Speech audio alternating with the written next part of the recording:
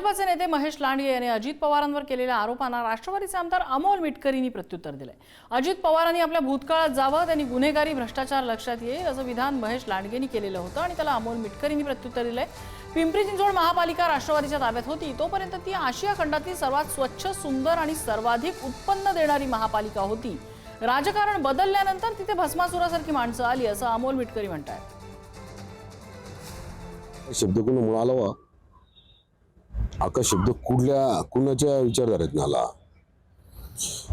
या शहरामध्ये आका बोका ठोका तसले काय चालत नाही। या शहरामध्ये विकास चालतो। या शहरामध्ये दूरदृष्टी असलेलं नेतृत्व चालतं। या शहरामध्ये दूरदृष्टी असलेला विचारधारेचा पक्ष चालतो। त्यामुळे यांनी किती आरोप केले तरी त्याला मला असं वाटतं की त्यांनी परत डोळे बंद करावेत, शांतपणे एखाद्या झाडाखाली बसावं आणि फ्लॅशबॅक मध्ये जावं, भूतकाळात जावं। त्यांच्या लक्षात येईल गुन्हेगारी, त्यांच्या लक्षात येईल भ्रष्टाचार, त्यांच्या लक्षात येईल सगळ्या गोष्टी। नगरपालिका राष्ट्रवादी काँग्रेस पक्षाच्या ताब्यात होती तोपर्यंत आशिया खंडातील सर्वात स्वच्छ, सुंदर आणि सर्वात जास्त उत्पन्न देणारी महानगरपालिका म्हणून तिची ओळख होती।